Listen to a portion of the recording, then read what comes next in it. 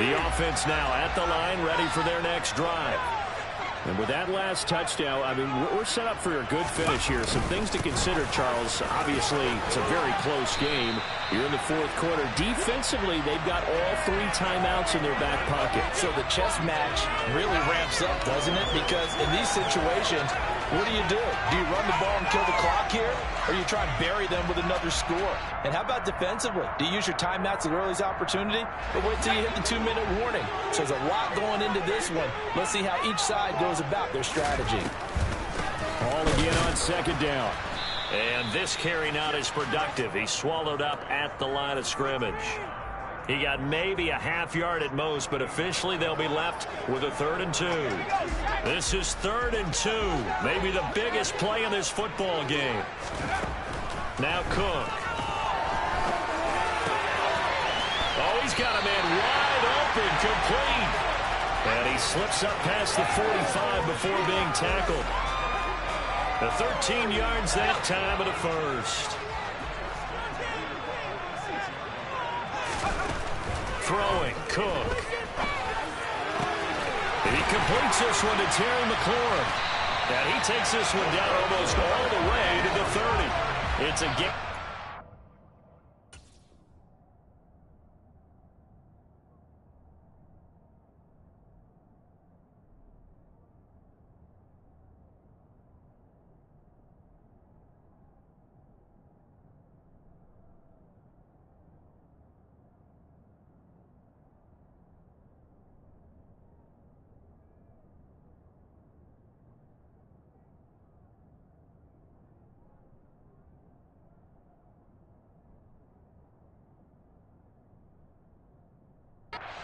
As we tick towards the 2-minute warning.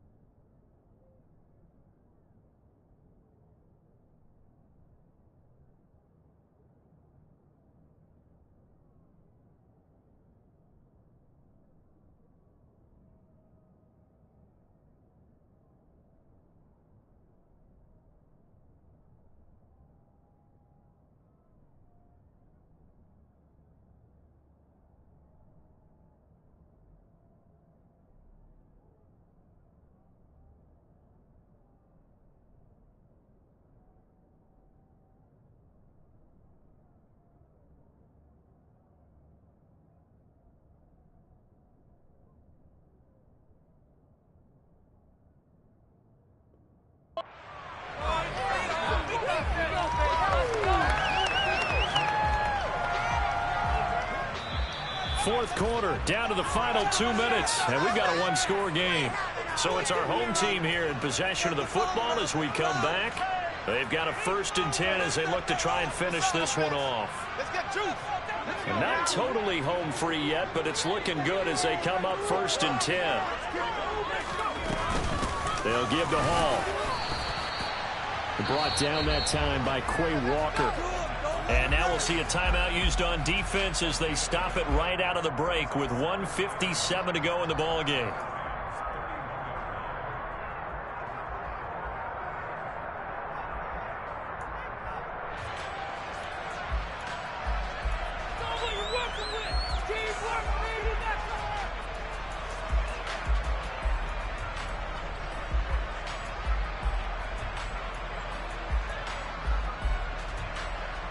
So 2nd and 9, and you'd have to figure just about all 11 probably crashing the line here.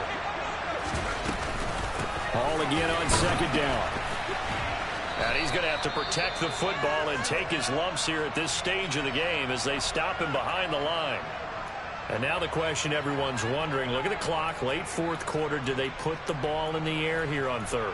I don't. I run the football, and I tell my offensive line, no leakage up front. I don't want my running back hit as I hand the ball off to him. I don't want any type of an issue. But if I am going to throw it, quick throw, out to the perimeter, maybe one of my best receivers running a quick slant or something like that.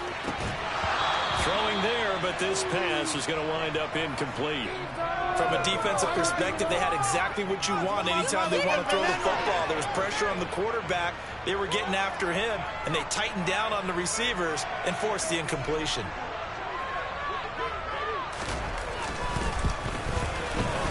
Patterson's kick is good, and that will extend their lead even further. So that one, CD, going to make the road back a lot more difficult. Oh, there's no doubt about that. You know they were praying on the other sideline for a miss because now, as you pointed out, a very difficult road. Down 2 scores. You don't just need a touchdown. You need a chain of events to go your way. You've got to score, somehow get the ball back, and score again. The odds of that happening, not great in your favor.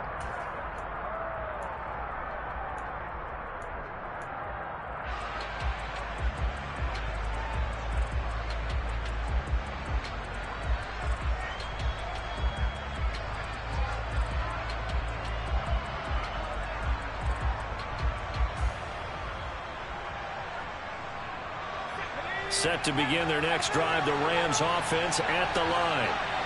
As the offense begins another drive here, pretty simple, Charles. They want to carbon copy what happened the last time out when they ended their drive in the end zone. You're right about that, partner. Sounds pretty simple, doesn't it? Just score again, but we know it's not that simple because we don't just make adjustments at halftime if you're a good football team. You spend that time on the sideline, you study what's on the notes and the tablets, and you make those adjustments, prevent a repeat of the last drive. Series to series, the best teams, that's how they get it done. And we'll find out here soon enough whether those adjustments are enough defensively.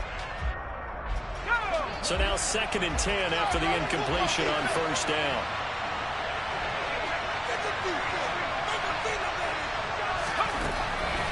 To throw again, Webster. That's caught left side by the tight end, Jordan. And they work this well upfield across the 45.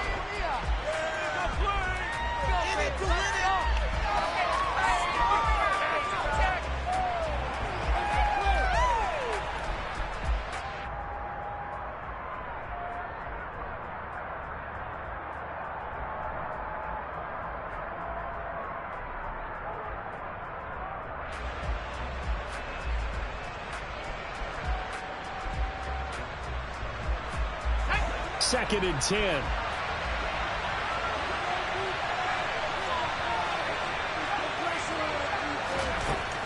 They'll stick with the passing game as he looks to throw. And a big loss here as he's taken down.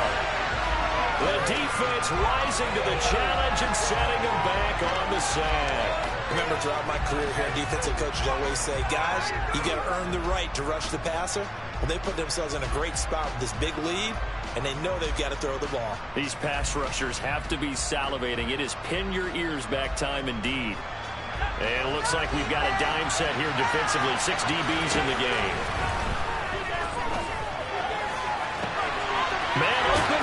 Jones. And he's going to get this down to the 35-yard line. That is the exact right play call against that defense. So a hat tip to the offensive play caller because he won that part of the chess match. But give credit to his players as well. They won the execution part of it. So that changes things a bit. Here's a 1st and 10 all the way down at the 35. Back to throw. Webster looking end zone for Jones. Toward the back corner of the end zone, but he could not get the feet down. This will wind up incomplete. Partner, they've been aggressive, airing it out all game long, and no better evidence than those last 2 snaps. They weren't going to beat this coverage, though, 2 plays in a row, and that one falls incomplete.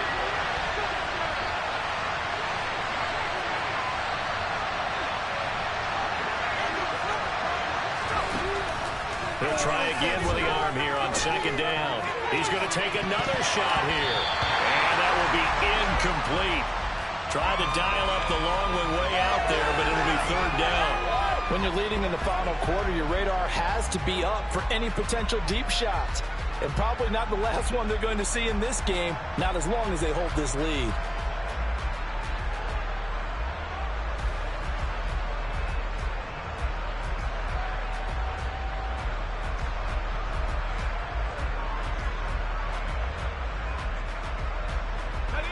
This offense was on the move. Now 2 straight incompletions have them looking at 3rd and 10. Back to throw again. Looking downfield for Jones. And this is caught. So it's a late touchdown, but maybe too late. Still a little time left on the clock, however. Okay, game on. Don't go anywhere yet. You got a 1-score game now. Probably going to rely on the onside kick coming up. Yeah, they have to. It's not a high percentage play, but it's better than not having a chance at all. And that's when you put your leapers. And that's intercepted yet again. And that could be the backbreaker. Picked off by Trayvon Merritt. So the inability there to get the 2-point conversion sort of leaves the door at least a little bit more ajar. And puts the onus now on the kickoff team and the defense to make sure they don't give up a big play. It puts them in position to lose. Especially on this kickoff. Got to be careful. And this is going to be recovered by the hands team. And that should just about put a capper on this one. 4th quarter, they felt like they needed the football back. Unfortunately, they couldn't get it. And I know we brought analytics into the game, and someone has said here that the data says that when a team's expecting an onside kick, 80% of the time, the team expecting it, they do actually recover the ball, which is what we saw here.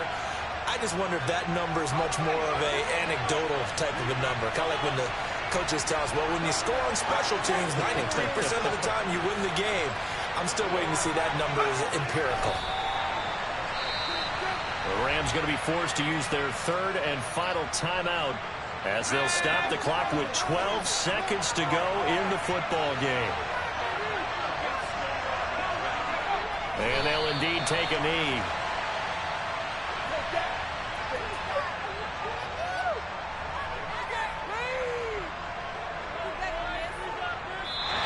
So plenty of smiles for the folks here as they head for the exits. It's a victory for their hometown guys. Charles, for this losing